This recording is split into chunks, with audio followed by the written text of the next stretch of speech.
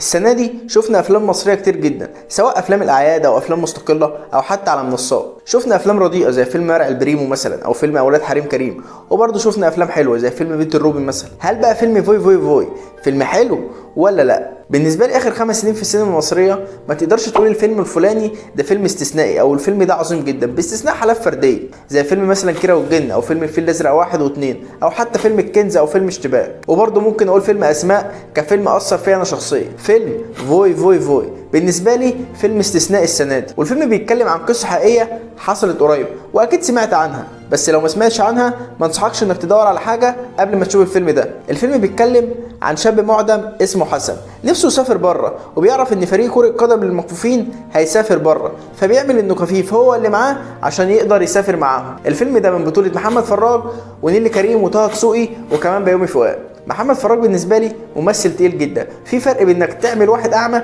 وانك تمثل انك عامل واحد اعمى. محمد فراج ممثل تقيل جدا، مش بس دراميا لانه عمل اعمال تقيله دراميا زي مسلسل قبيل والغرفه 207 ولعبه نيوتن السنه اللي فاتت او اللي قبلها. فمحمد فراج عامل اداء استثنائي مش بس دراميا، لا دلوقتي كمان بيثبت ده سينمائيا. بكره هتبقى فين وبتعمل ايه ومعاك مين ما تعرفش.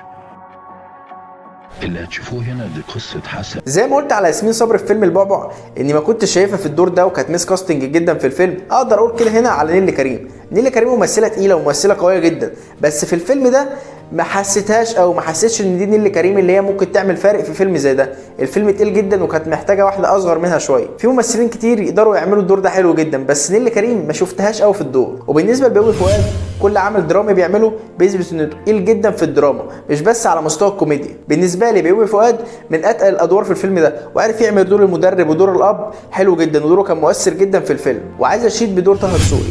دور طه دسوقي من اهم الشباب الصاعده في الفتره الاخيره. طه دسوقي بالنسبه لي في الفيلم ده كان مبدع جدا وكان مؤثر جدا في الفيلم، لا يقل عن اي حد في الفيلم. فعلا كان مبدع في الفيلم ده، مش مجرد واحد كده جاي يشيل الكوميديا وخلاص، لا فعلا تمثيله كان حلو جدا. حتى حنان يوسف عامله دور الام بعد ما شفناها في مسلسل سفاح الجيزه مؤخرا، ولا تزال بتقدم عظمه. الام اللي مع ابنها في كل حاجه، وفي نفس الوقت حبها وعلاقتها ليه في الفيلم كانت حلوه جدا. وحبيت كمان وجود حجاج عبد العظيم اللي بالنسبه لي انت هتحب الراجل ده اول ما تشوفه على الشاشه. دوره ما كانش كبير بس انت بتحب الراجل ده وانت ما تعرفش. قبل ما اتكلم عن اخراج الفيلم عايز اصلا اقول لك معنى كلمه فوي فوي فوي. فوي فوي معناها انا قادم او انا جاي، ودي اللعيبه بتقولها المدافع لما يكون مهاجم داخل عليه بحيث ياخد باله يعني، وهي كلمه دارجه في كره القدم للمكفوفين زي فاموس مثلا اللي احنا بنقولها لما نجيب جون او تطلع كره من على الجون او كده. يعني الكلمه دي تمثلها في كره القدم للمكفوفين. موجوده. اعرفكم بالانسه انجي، كاتبه وصحفيه جايه عشان تتعرف عليك وتكتب عنكم. احساسك ايه ان كابتن عادل ضمك للفريق؟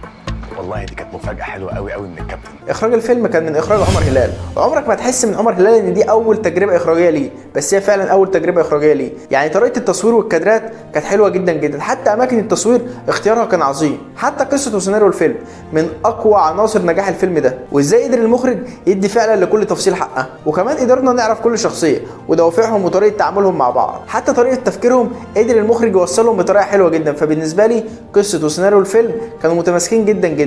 والموسيقى التصويريه في الفيلم موفقه ولايقه جدا مع كل كادرات الفيلم. يعني مثلا مشهد في المقابر هتلاقي تيمة صوت معينه، مشهد في منطقه طبيعيه هتلاقي تيمة صوت معينه. فبالنسبه لي الموسيقى التصويريه اوفرول كانت حلوه جدا، وساري هاني ابدع فيها بصراحه في الفيلم ده. فيلم فوي فوي فوي بالنسبه لي دراما حلو جدا، كوميدي حلو جدا، حتى المغامره اللي انت هتعيش معاها انت هتعيش كل تفاصيلها مع الشخصيات. فبالنسبه لي حتى التفاصيل كانت حلوه جدا. فدراما حلو، كوميدي حلو، مغامره كمان حلو. فيلم كده تحسه مقفول على بعضه من غير تعقيدات ولا مشاكل. لا فيلم فوي فوي فيلم استثنائي. بالنسبه لمشاهد البلس 16 هي مفيش مشاهد يعني، بس في شويه الفاظ كده يعني ممكن تخلي بالك منهم. عامل ما بشوفش، ها خليك معايا على الخط وانا هفهمك بعدين.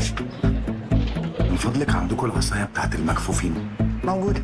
اعرفكم بالانسه انجي، كاتبه وصحفيه. فيلم فوي فوي بالنسبه لي هو فيلم مقفول على بعضه، ما تقدرش مثلا تقول ان كان في مشكله معينه في التمثيل او الاخراج او الكادرات او طريقه التصوير او الموسيقى. الفيلم متكامل على بعضه. بالنسبه لي فيلم فوي فوي هو فيلم استثنائي فعلا. انا ما بحبش حوار التقييمات ده، بس لو هقيم الفيلم ممكن اديله 9.5 من 10. واظن كمان الفيلم ده اترشح الاوسكار كتمثيل لمصر، ودي حاجه مشرفه جدا، ودي حاجه ما شفناهاش بقالنا فعلا فتره كبيره جدا.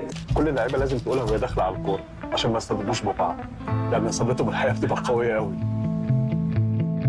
طب وانت هتلعب ازاي البتاعه دي على عينيك؟ وبالنسبه لي فيلم فوي فوي، هل فعلا هو المستحق السنه دي انه ترشح الاوسكار عن باقي الافلام المصريه اللي نزلت؟ هو يستحق بجدار، لانه مفيش فيلم متكامل زيه بصراحه. حتى فيلم بيت الروبي كان حلو جدا بس ما كانش متماسك زي ده. فيلم بيت الروبي في اخر الفيلم اداك كده المعلومه اللي عايز يديها لك بالمعلقه، لا انت ما ينفعش تعمل كذا عشان كذا، السوشيال ميديا بتوصلك لكذا فما ينفعش تعمل كذا. بالنسبه لي فوي فوي فوي فيلم مختلف في طريقه التفكير، في طريقه الاخراج، في طريقه التمثيل.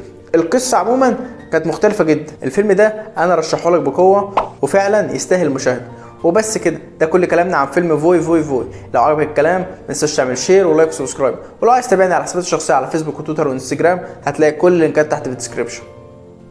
وسلام. وحته حرق كده، بسنت شوقي ظهرت في الفيلم.